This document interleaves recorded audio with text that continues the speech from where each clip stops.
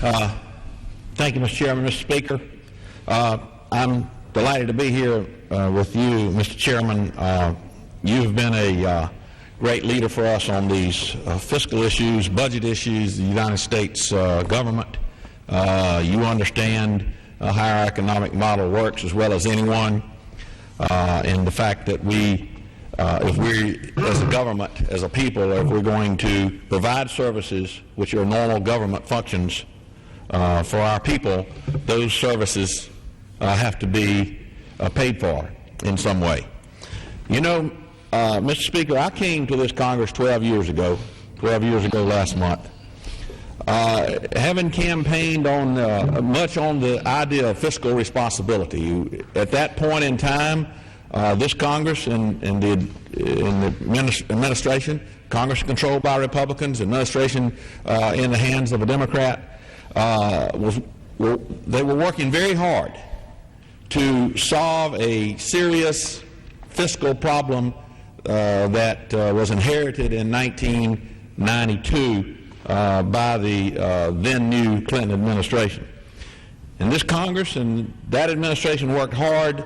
I came in the middle of that and was happy to play some very minor role in moving this country toward fiscal responsibility, moving out of a period of 30-plus years of deficit spending toward recognizing the fact that we needed to pay our bills and that we should have enough money to do that, either cut spending or make the revenue and the spending match in some way.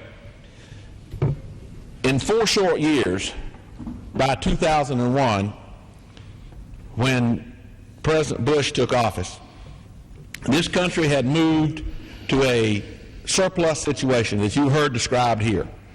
Surpluses as far as the eye could see. We had our budgets in balance. And there were a group of us, fiscal conservatives and a group I work with called the Blue Dogs. As President Bush came in and proceeded to advance his economic package, we told him there were 3 things that he needed to do with that surplus.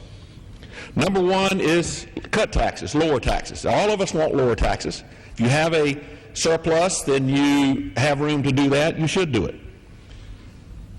But secondly, you should deal with the long-term problems that this country faces. We all knew back then, as we know now, that the Social Security and Medicare, the entitlements, are going to be a serious, serious drain on this nation as we move forward from this point. Much more critical now than it was even back then.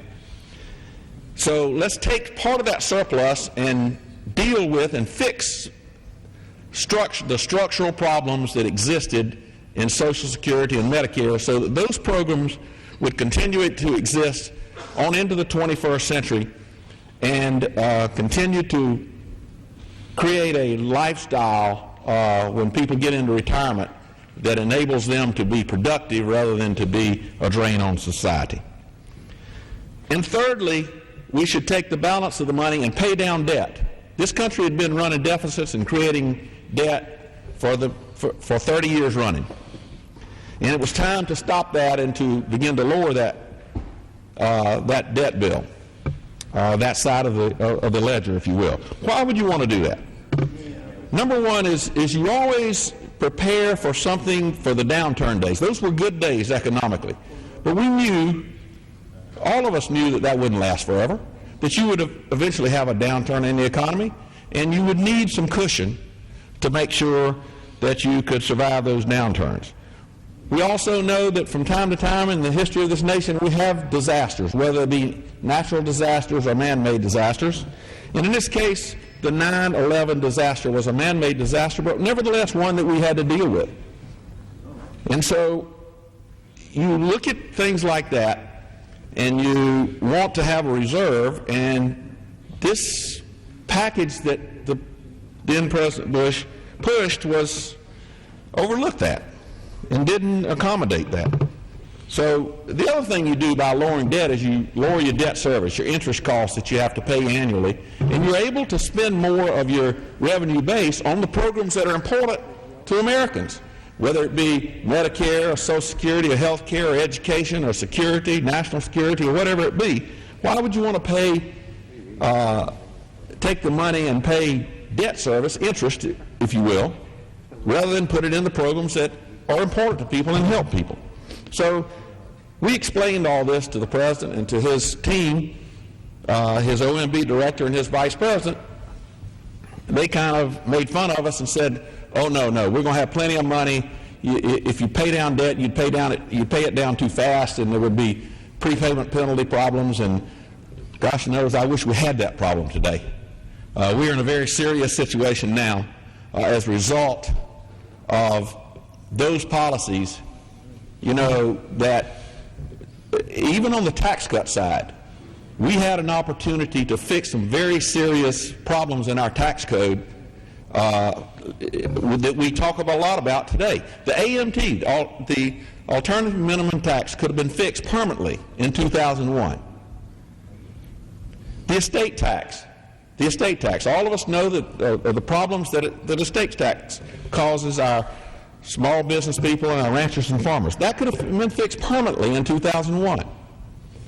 How about the child tax credit? How about the marriage penalty? All of those problems that we face today could have very easily been permanently fixed in 2001, and it was passed on to jam the money into the marginal tax bracket categories. So we find ourselves 8 years down the road, as Mr. Spratt and others have talked about, in a very serious hole.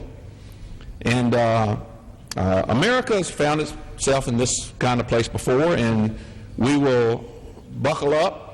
We'll put our shoulder to the wheel, and Americans will, as they begin to understand this a little bit better, as our new wonderful President Barack Obama takes this message out to the world, out to the country, then Americans will be asked to do the things that we have to do to restore our position in the world as the economic and the political and the military leader of the world. So, again, I want to say to you, Mr. Speaker, and to my constituents and the rest of the world out there, I stand ready to work with Mr. Spratt, Speaker Pelosi, Mr. Hoyer, our majority leader, and our new president, President Obama, to tackle these tough problems.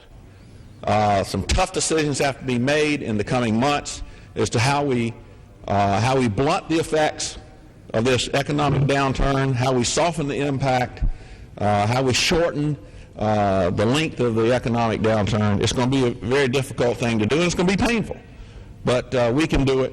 So I want to thank Mr. Spratt for leading this special order, and I yield back to Dr. Thank you, Mr. Floyd. I now recognize or yield to the gentleman from Maryland.